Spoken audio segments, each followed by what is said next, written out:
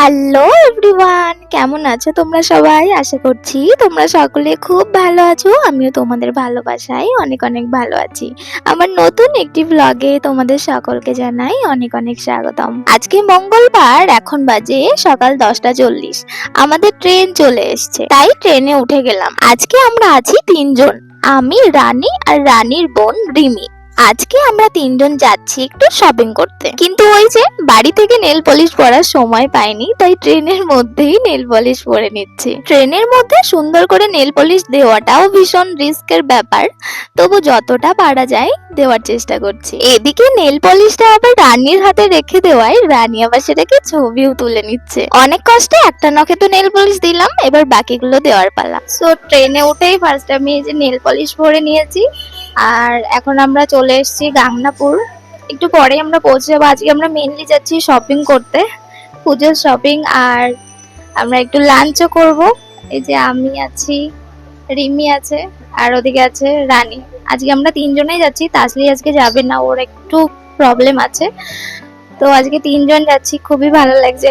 আর আমার নেল পলিশের কালারটা তোমরা বলো যে কেমন লাগছে, কমেন্টে অবশ্যই জানাবে। জানো, 6 সেমিস্টারের পরীক্ষার পর থেকে বাড়িতেই বসে থাকি, কোথাও বেরোতেই পারি না, তাই মনটা মাঝে মাঝে ভীষণ খারাপ করে। তাই এখন শুধু সুযোগ খুঁজি যে কি অজুহাতে বাড়ি থেকে একটু বেরোনো যায় আর বান্ধবীদের সাথে অনেক অনেক মজা করা যায়। আজ মেনলি যাচ্ছি রানী আর রিমির জন্য।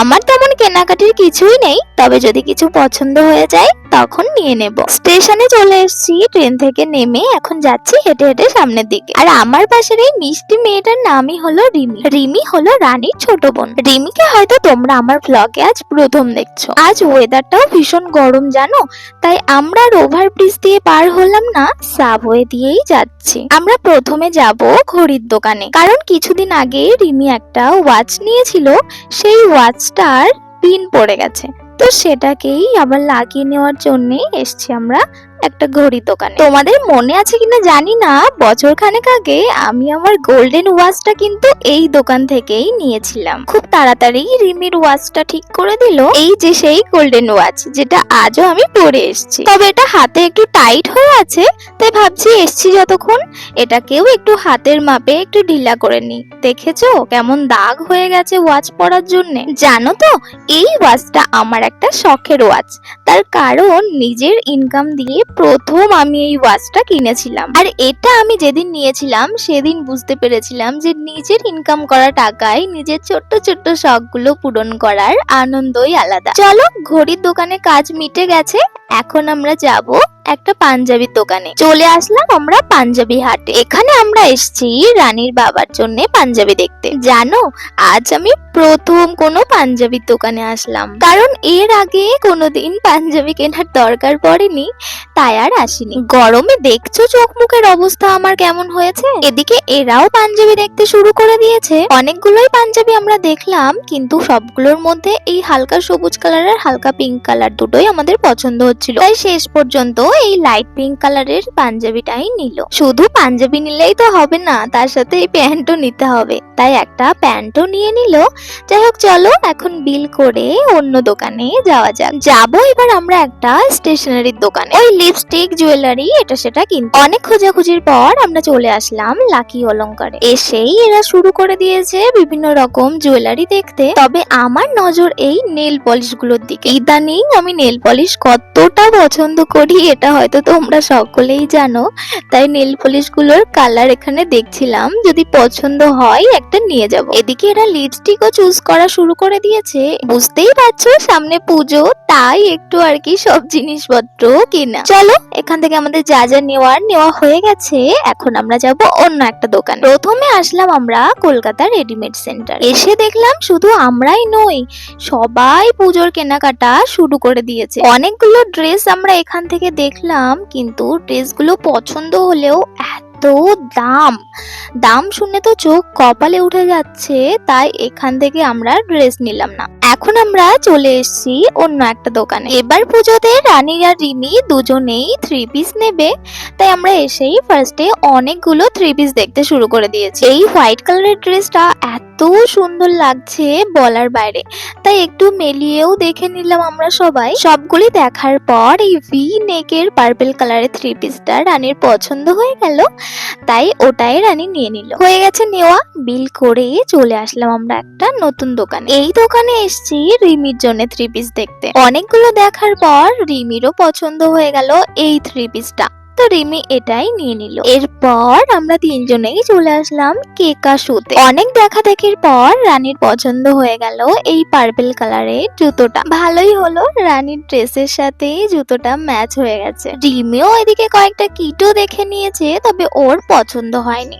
আর আমি এদিকে এই কিউট জুতোটা আমার ভীষণ পছন্দ হয়ে গেছে, তাই ভাবছি এটাই নিয়ে নিই। জুতো নিয়ে আমরা চলে এসেছি অন্তরাতে। আমার একটা রেড কালারের ওড়না নেওয়ার দরকার ছিল, তাই এখান থেকে নিয়ে নিলাম। দোকান থেকে বাইরে আসতেই দেখলাম এই কাকুটা এত আনারস নিয়ে বসে আছে। আনারসের গন্ধে চারিদিকটা মোমো করছে, তাই আমিও একটা আনারস এখান থেকে নিয়ে নিলাম। আজকের কাজ আমাদের প্রায় কমপ্লিট, ওই শুধু রিমির জন্যে টপ কেনাটাই বাকি। তাই এখন এসছি রিমির জন্যে টপ দেখতে। এই কাকুর দোকানে এর আগে তো তোমাদের আরো অনেকবার নিয়ে এসছি, তো আমরা যেদিনই শপিং করতে আসি এই কাকুর দোকানে আমাদের আসতেই হয়। দেখেছো, এত জায়গায় টপ দেখার পর ফাইনালি ওই কাকুর দোকানের টপে রিমির পছন্দ হলো। টপ নেওয়া হয়ে গেছে আর খিদেও পেয়ে গেছে, তাই আমরা চলে এসেছি এখন ক্রিমস। আজ আমরা ভেবেছিলাম বিরিয়ানি খাবো, কিন্তু বিরিয়ানি খেতে গেলে অনেক দূর যেতে হবে, তাই আর বিরিয়ানি খেলাম না।